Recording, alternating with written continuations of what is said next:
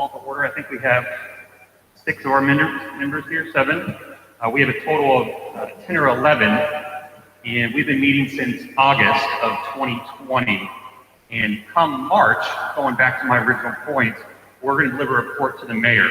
And that report's going to have likely a couple dozen recommendations that the mayor can take and hopefully enact that will change policies, reform policies, reform behavior and culture within the Pensacola Police Department.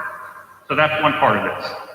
In addition, coincidentally, we have a search process currently underway for a new chief of the Pensacola Police Department. Chief Tommy Leiter recently stepped down and went to the county, the sheriff's department, and he is chief deputy there. So that left us with a process to find a new chief. Currently have an interim chief, but there is a nationwide search underway. So I'm hoping maybe some of you all have input on that. It's been going on for a few weeks now. In addition to input on possible recommendations or questions or comments you may have for us as a committee. So with that, I have a few note cards here, people that would like to leave comments that I'll read off, but does anyone want to come forward and speak? And if you'd like to, you can come to this podium right here.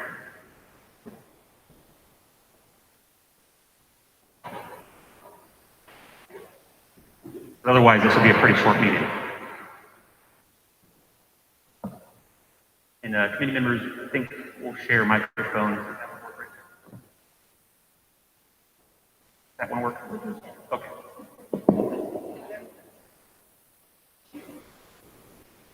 And we can take questions from the media too.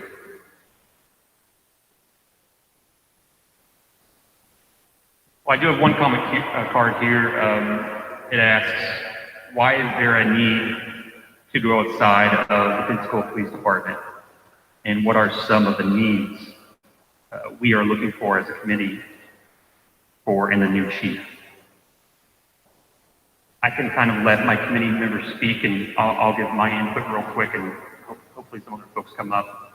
But what we're looking for out of a new chief is someone that values diversity and inclusiveness.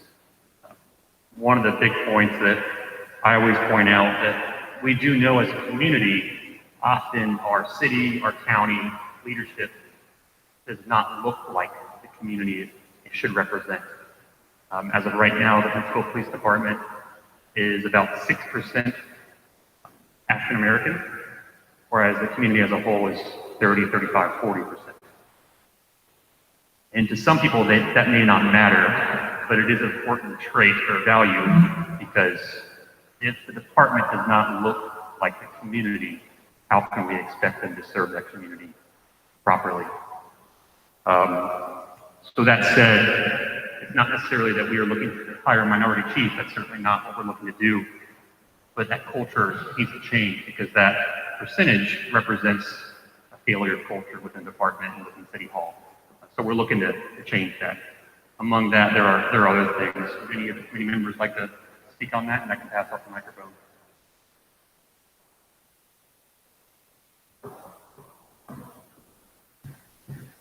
I'm sorry to interrupt, but I think we might be better off having you speak without the mic, just because of the echo in the room. I'm getting feedback that they're having a hard time understanding you, so I want to make sure. Is this a little better? Can you hear me now? Yeah, I just realized that echo's reverberating. You may not have heard whatever I said. So is there anyone who would like to come forward and speak at all? Yeah, come on down.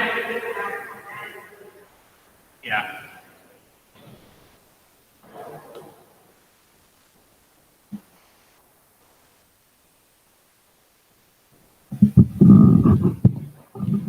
Good evening to everyone. My name is Anita Hemphill, and that was my question. Those are a couple questions that you answered. And I guess my concern is, first of all, let me thank you for giving the community the opportunity to come and ask questions. It's a good thing. Not a lot of participation, but that's okay. I'm here. One of the things I would like to know, as you, the committee, you say you don't have any chief, but what are you looking for in the new chief of police? And are you looking for qualities, like you said, minority? You definitely need somebody who is going to pinpoint that we need more minorities on the city especially Black females.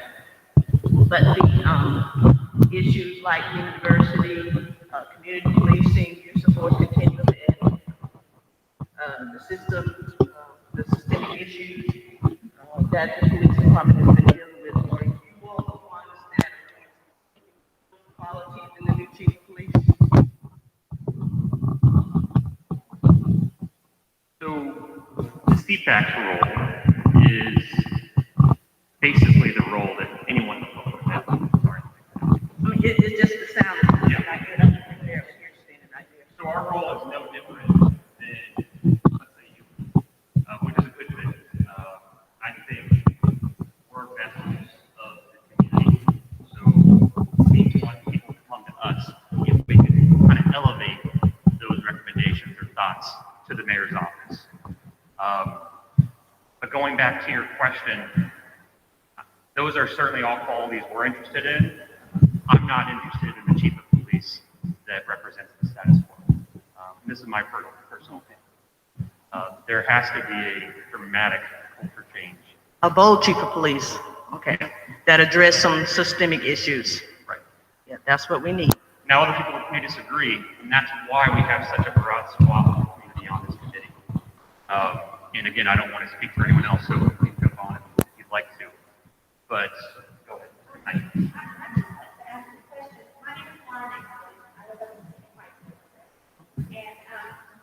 I'd like to ask a question of you. What would you like in your I'm glad you asked. I'm actually retired law enforcement, done 31 years with the Escambia County. And some of the things that I dealt with, some of the things I've seen, there's a lot of systemic issues, especially me, the only Black female lieutenant with the Escambia County Sheriff's Department for many years. Actually, I was the only Black female lieutenant, the only Black female captain, the only second Black female commander. The first one was Alma Cornish in the history of the department. So with the city, I live in the city now, and so I would like to see the hiring practices done a little bit better so minorities are not washed out. I would like to see the community policing not go back so much old school because things have actually changed, but officers really have to get out of their cars and they've got to build a rapport with the neighborhood and people in the neighborhood. See something, say something is not going to happen until they build a rapport with the neighbors, because if you feed honey to somebody, what are they going to do? They're going to come back for some honey. The police have got to know that they're trusted. The trust is out of the window. It's been that way for years. So they've got to build that trust. It's not going to happen overnight, by no means.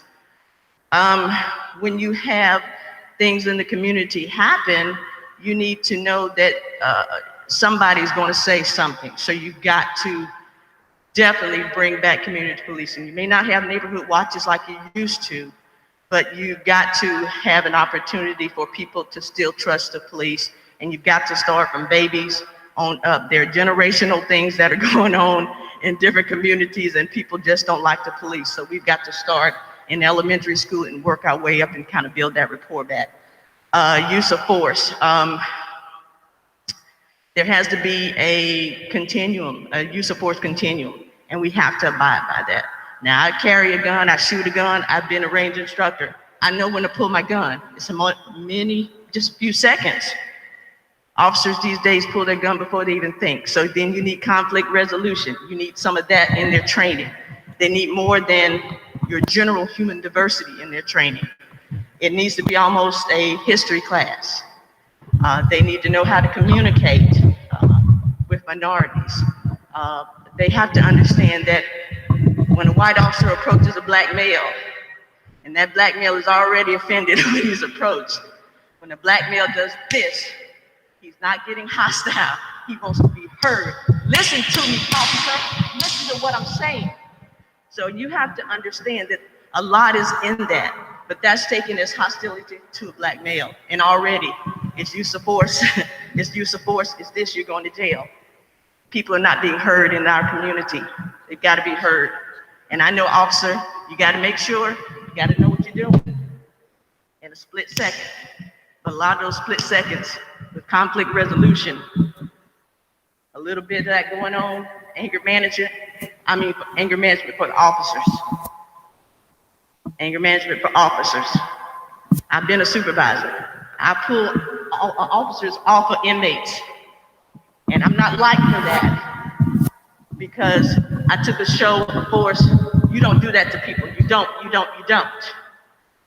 So you got to understand. So I think to your question, my answer is there needs to be extensive use of force training, advanced human diversity, anger management, and somewhat of a history lesson. Understand Latinos, they don't want to be called Hispanics. Did you know that? Understand what offend people. Understand. If I say my nigger to you, that's maybe a fond endearment. But if you say that to me, I'm totally offended. So things have got to really get down and got to get dirty because we've been skirting on the top of that. I've done the training for many, many years. And those are superficial little classes that we have to take just to meet the requirements. We got to get down and dirty. This is just not for the city police department. This is for the Escambia County Police Department too. So, in other words, we got to get down and dirty. We can't go back so much old school. But a lot of these shootings and things on the street, of course people know who did it. You know it's going to be retaliation, but people are not going to talk. They're going to take care of it themselves because they don't trust the police department, and that's not a good thing. We've got to work harder on the street. Now, I have a lot of ideas of what we can do, but that's neither here nor there right now. But I think the new chief of police has to deal with systemic issues. I would love to see more black females in uniforms with me, like me. I wore my uniform for years and wore with pride. And little girls and little boys would run up to me because they would be like, wow, who is she? Where's she come from? Because there weren't many like me.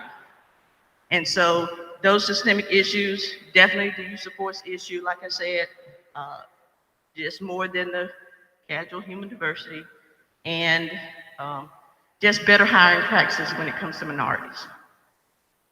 And I believe I talked too long. So you know what? I'm getting ready to sit down. Thank you. Any other questions? Yes, sir.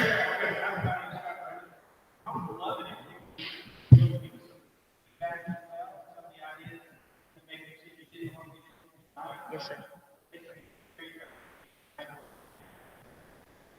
Yeah, oh, sure, anything you need. I'm just a retired citizen, that's all I am. Because of my law enforcement background, that's why I'm kind of personal about some things, Thank you. And what we'll do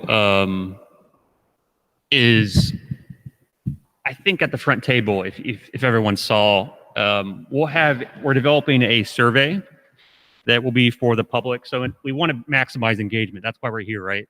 Obviously, turnout's low because COVID-19 is such a serious thing, even with correct social distancing precautions.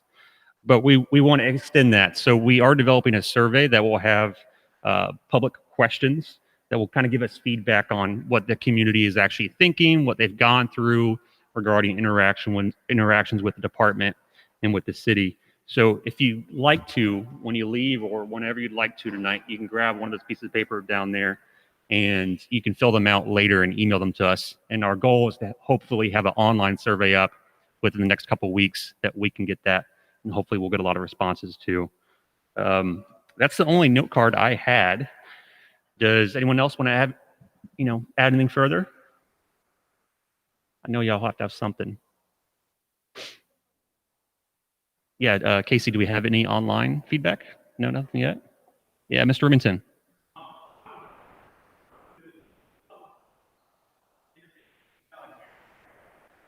Sure, happy to. Yeah.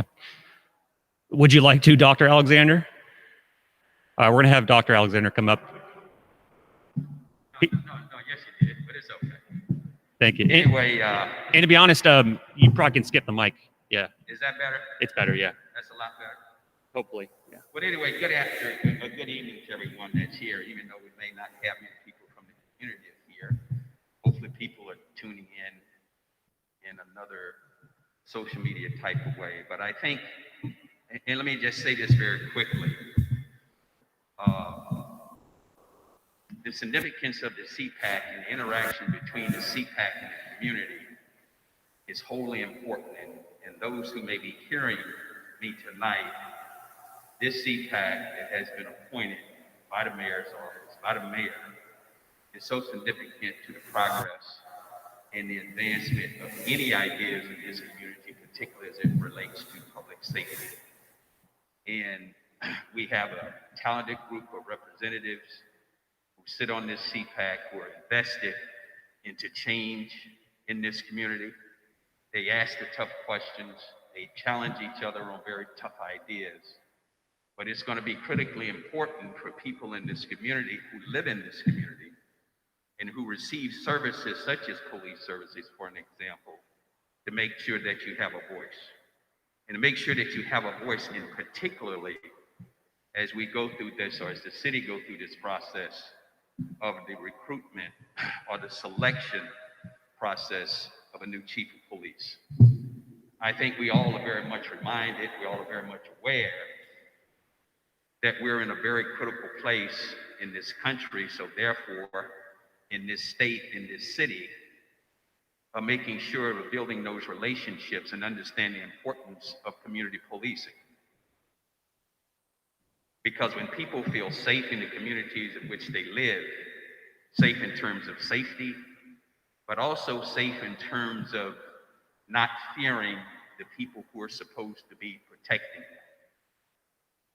So we have to work hard to make sure that every person in this community feel a sense of safety, feel a sense of connectedness, feel a sense of worth, and feel a sense that they deserve good community policing, they deserve protection, but they also feel that they feel connected enough with their local law enforcement that it's easy to approach, they're easy to engage, they're easy to have conversation with, and create crime strategies together. Because our communities are only as safe as the relationship between the police and the community. One cannot operate without the other. The whole premise behind policing, when it was stood up in the 1800s in London, the whole premise by the father of law enforcement, Sir Robert Peel, is that the community is the police and the police is the community. They're a joint venture, if you will. And your community is only as safe as the relationships between those two entities. And even though our communities across the country and even in this city has been challenged by those relationships over the last number of months and years, but what the American people are asking for and what people in this community and across the country are asking for, I want a relationship with my police department. I want my department to be transparent. I want them to be accountable. I want them to hear my voice. I want them to practice procedural justice, which is merely nothing but, I know that you hear me. I trust you. I have an opportunity to speak, and I feel respected. When our communities feel that coming from our law enforcement, and when our law enforcement also feel that they have a community that supports them in the job that they do, what you will see over time is those two entities working together to reduce crime and at the same time raise the level of relationships and trust and legitimacy between those two entities. So it's very incumbent that when these town halls come to your community, is that you attend. Because this is your opportunity to have a voice. This is your opportunity to help develop the relationship in this community across this city that people say they want. But we have to be here. We have to come before this CPAC committee and be able to share our thoughts and ideas, and also from our CPAC committee to be able to hear from them for the volunteer work that they're putting into helping to create this dynamic that we call community policing. So thank you for the opportunity to be here to work with you all. We're going to continue this effort. We're not going to stop. We're going to keep our foot on the gas, and we're going to look towards the future. And I think this city has incredible opportunity. And this is a wonderful community that is challenged just like any other city across this country. But I think the uniqueness of Pensacola at this particular time in its history is that we have an opportunity to really do something great and do something great together. Everybody's involved, everybody having fingerprints on the creation of community policing that's going to launch us to the 21st century. Because if we have strong policing and strong community commitment, it's going to create the economic value in our community. People are going to want to come here because people will feel safe here. In business and industry, and people come into our city and create that type of economic engine, the city grows, there's jobs, there's opportunities, and we can't go anywhere but up. So thank you all, and thank you, Mr. Remington, for calling me out. I have one follow-up question for you, Chief. Since you have a little bit of familiarity with such boards and policing across the country, what would you tell the public, some members of the public that may think that, advisory boards, which is what we are, we don't have regulatory authority or subpoena powers or anything like that. What would you tell members of the public who may have just given up on any reforms happening, especially because we may be advisory? What would you convey to them to tell them that's not necessarily the case? We can impact change. Would you have any advice for them? Because I know a lot of people are thinking that. Yeah. Well, now there's a lot going on in our environment. We're certainly struggling with the whole pandemic. It certainly has slowed down a lot of things. It kind of stymies people's opportunities to get out and feel comfortable and so forth and so on. But to your question, as I look across the country and even here in this community, there's always going to be some hesitation when it comes to this topic around police and community, because for years it's been a topic that's been addressed, but all people ever did was talk at it. So for many people who have had those experiences of just hearing the talk, they have lost a sense of energy, if you will, or a sense of interest, that this is just going to be the same old thing that it's always been. But this is very different, and what make you guys very different in the CPAC and in this community at this time is because policing in this country is going through transformation, not just in your community, across the country. People are asking the tough questions, and we all are having to respond. So I think when people say, okay, there's a CPAC, but really how much impact and influence do they have over policing and public safety in my community? Right. They have tremendous impact, because this CPAC that has been directed by the mayor to gather content, to gather information, to build relationships, to do whatever is necessary to help create an environment that will support good public safety. And even though people may feel some hesitation because it's like, I've heard this story before, I've seen this movie before and nothing changed. But I think there is something very different is going to happen here, because we're at a very different time in this nation's history. And we're struggling with a pandemic. And we're struggling with constant scenes, images that we see on our televisions every night of negative interactions between police and communities, and more specifically, communities of color.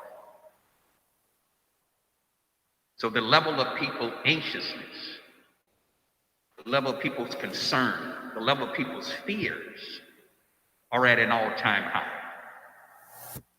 And it's during this period in which we're in now gives us an opportunity for all of us, those in the community and this CPAC, it gives everyone an opportunity to come so their voices can be heard. So that what the CPAC gathers at these types of town halls in their meetings bi-weekly is that they gather content, they look for common themes, they will have an opportunity to write that up, deliver it to the mayor with recommendations to affect change. Well, some people will say, well, it's not an advisory board. It's not a board that has subpoena power, et cetera, et cetera, et cetera. Every community is very different. Every community does something different. There are communities that have boards that have that type of power. There are communities that have something in between what you do and something more extreme. But every community is very different. And what the mayor has done here, he has met this city where it is, and I concur and agree with him. What you have here in this CPAC has all the influence and power that is needed in order to affect change. So you take advantage of this opportunity here. And people say, well, you have power. Yes, you have incredible influence. Incredible influence. And when people in the community come to a meeting like this and have an opportunity to stand before the CPAC committee and share their thoughts and their concerns and their reactions, that is recorded, it is documented, it becomes a formal piece of opportunity or written opportunities of what's been reported that can go forward to the mayor for his consideration.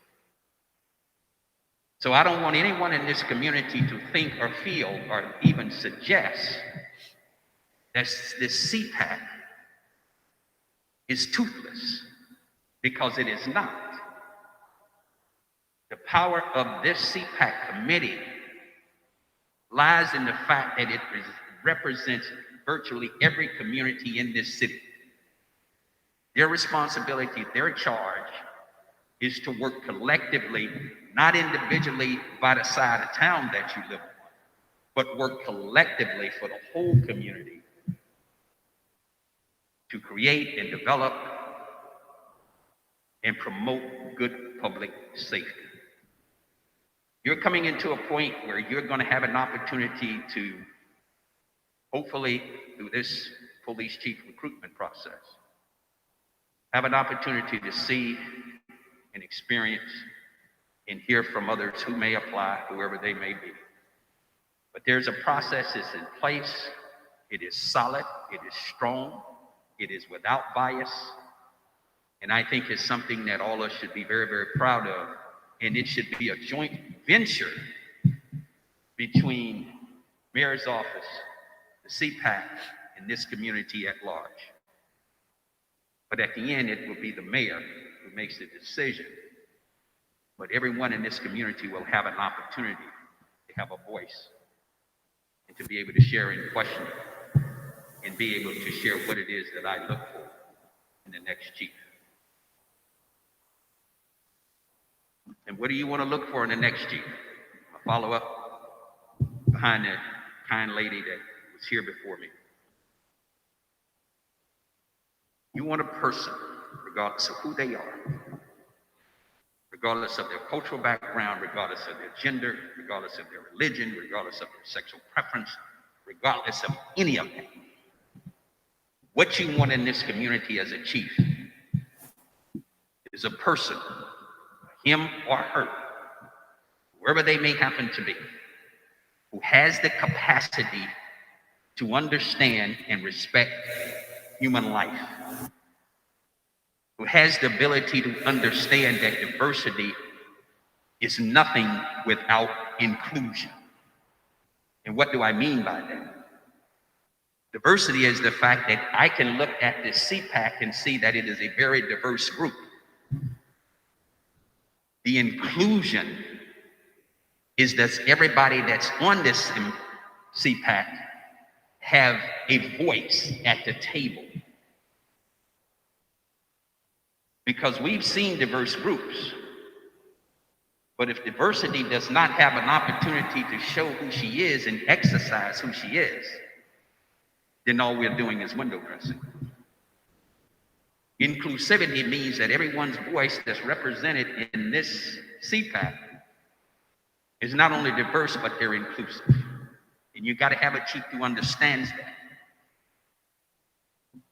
And you got to have a chief that is sensitive, that is aware, that is well-read, one that understands what the basic concepts of community policing means and how to develop a community policing environment in his or her city in which he or she will have that authority. More importantly, whoever serves your community, our community as chief, will also need to be able to share with you demonstrated successes. They can tell you, they can demonstrate from previous experience. How do you affect change of culture that needs to be changed? How do you promote relationship building between police and community? And very important for any leader is to be able to have a succession of men and women who he or she has mentored and trained and be prepared, and that is prepared to come behind him or her. The ultimate success of any leader is a person who has the ability to create a succession plan of leaders that would come behind him or her. And I can go on and on and on and on, but I don't want to bore you anymore. But thank you for the question. Thanks, Chief. Anything else from comments for him? Thank you. Cool, thank you. I know we had a few folks pop in. Anyone like to speak? Want to come on up and give any feedback or comments? No? Okay. Anything else, Mr. Remington?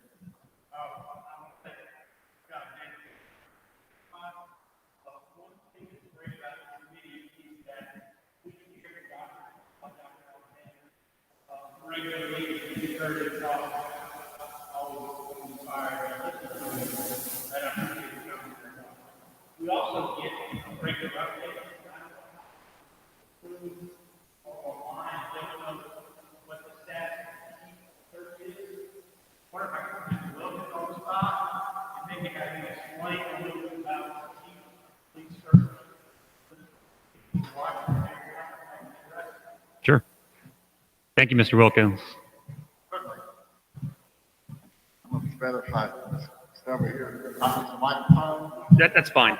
Yeah, well, actually, our media partners might need you, so maybe just a little bit. Okay.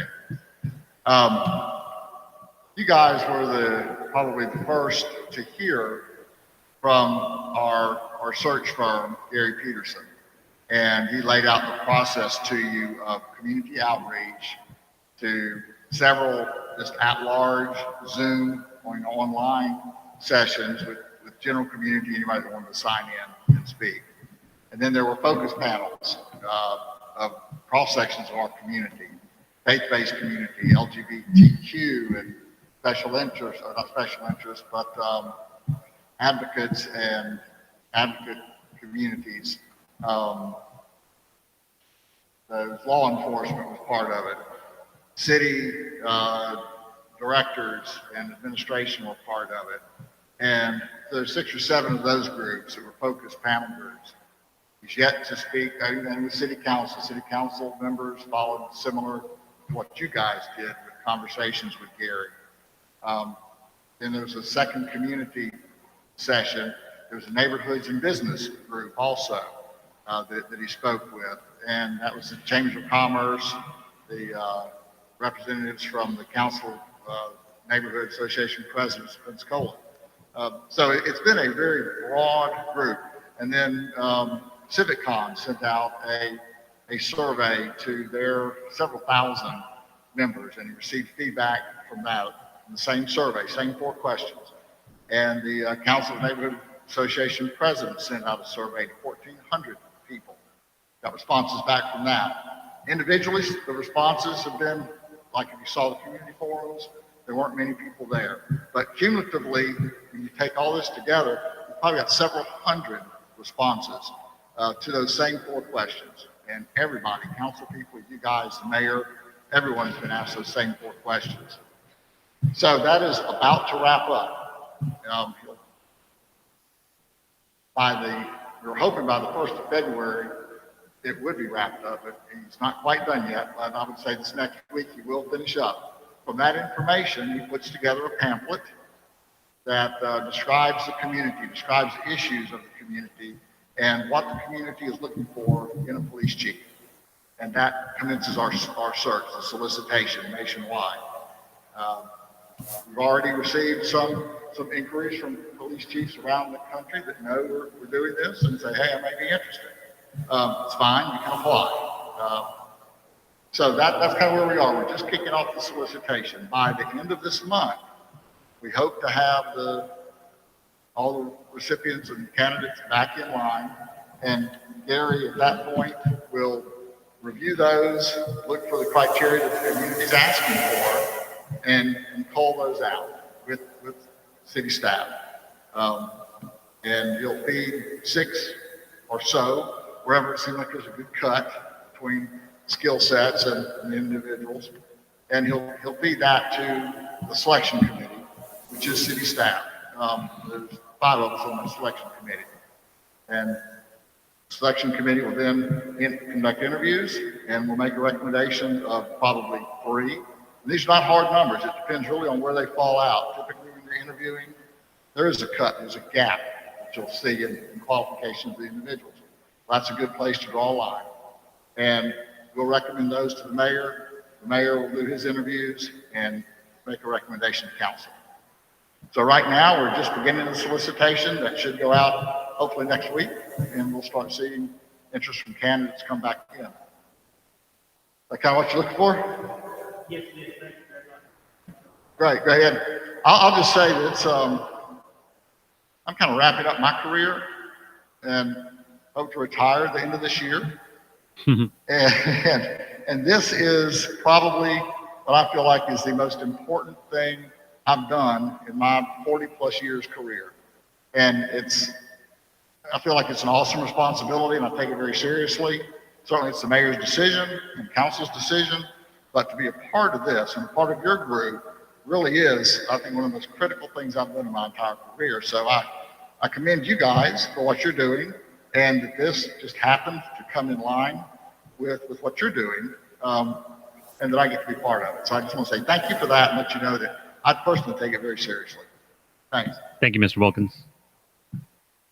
All right, Ms. McKnight. I just like to say something I know sometimes standing up in a public forum can be a little uncomfortable. So if you have some thoughts or something as the evening goes on, or you go home about things, all of our emails, that's fine.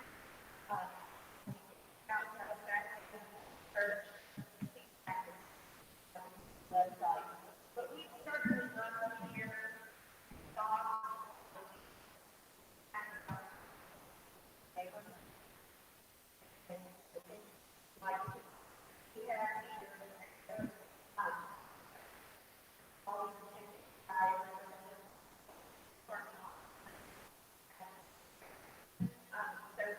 We've got these people sitting here working together to do these things. Your opportunity to get your comments, your thoughts, your ideas directly to those people that make decisions. So even if you don't come up with comments, please keep in mind we love to hear from you. Thank you.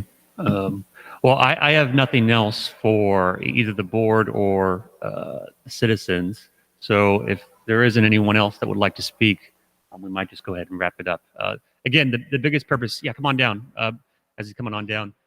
The biggest thing why we're here tonight, we knew there might be many people showing up. But if we don't make the effort to come out, then we've failed as a committee. So don't let it be a downfall that, other citizens didn't pop up in here. But yes, sir, go ahead. Hi, I'm a reporter. I'm with the Pensacola News Journal. Now that everybody's done speaking, can you guys provide us with some sort of idea about what you might bring back to city administrators about what the committee is looking for in a new police chief? Sure. Was that a question for tonight or right now? Sure. I've spoken a little bit. Anyone else want to go on? So I apologize for the hearing. We'd like to see what our personal viewpoints are as individual members on what we want to look for in a new police chief.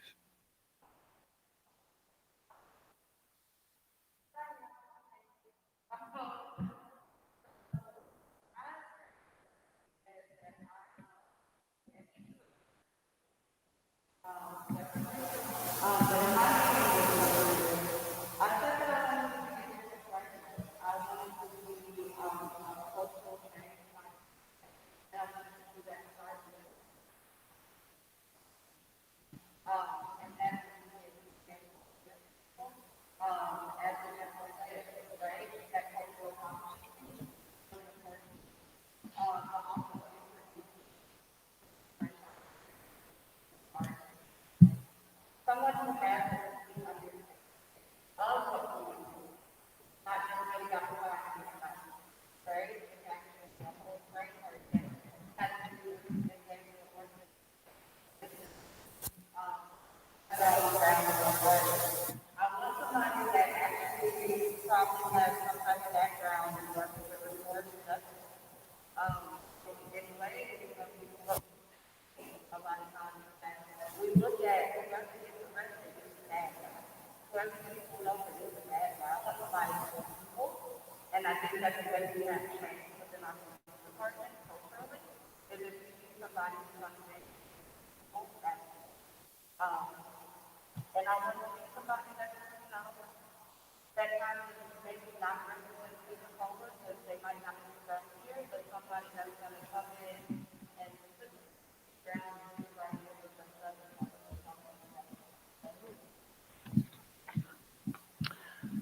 Thanks, Ms. Morissette. Anyone else from the board? Mr. Remington, yes.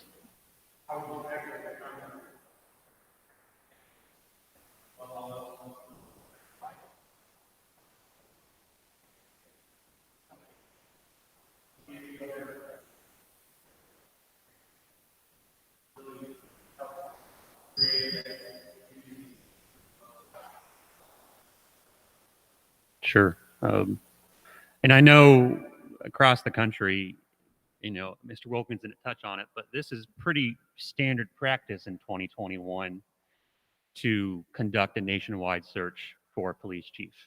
I've had a few folks ask me, well, why are we looking for a nationwide search when we just selected a intern or a deputy chief through nationwide search? Well, because one, it's a different position.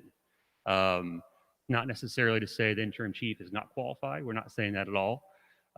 But in order to find the best person that's qualified and experienced and the best fit for Pensacola, Pensacola is just 50,000 people. We have 350 million people in the United States.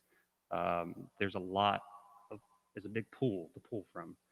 I know personally for me, I want to mandate that the chief lives in the city of Pensacola, along with our officers, which will require incentives and other things because the starting salary is only, it's minimal, around $34,000 a year. And there's a lot of things that I think need to go into effect that the new chief needs to really take a hold of. And that includes all of our recommendations that go to the mayor, but they're also going to the chief. So I just think it's going to take an outside the box perspective for us to move forward. Anyone else? All right. Well, last chance from the audience. Anyone want to speak? Comments? All right, going once, going twice. Okay, well, I'll go ahead and end tonight. I do apologize. Yeah, Ms. Morissette. Oh, okay, we can wait. You want me to stall? I can stall a little bit. Engagement's tough during a pandemic, I know. That's right. Our next town hall is at the Bayview Center. It's on February 18th, correct? February 18th at 6 p.m., I believe, same time. At 6 p.m. Okay, and that'll be at the new Bayview Center. Hopefully, there'll be a little less of an echo.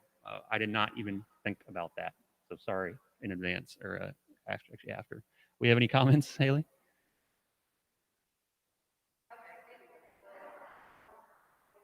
Okay, that's a first. Okay.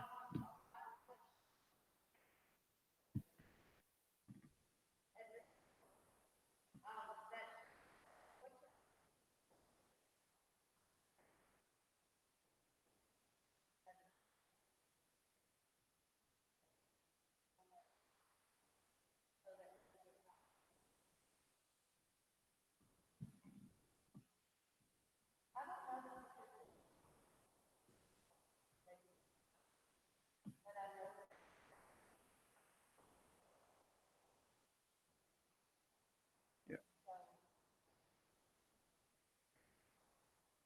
All right.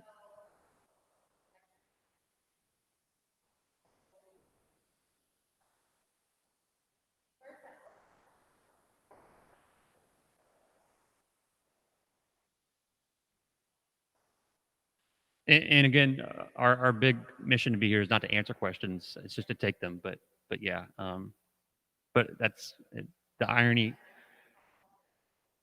Sure, the irony just hit me that the biggest project in Escambia County's history is a jail, and a lot of folks that are in that jail are youth, which is disheartening. But anything else? I'm going to close it up. All right. Thank you to City of Pensacola staff. I appreciate you all coming out and doing this. Thank you to the media for covering.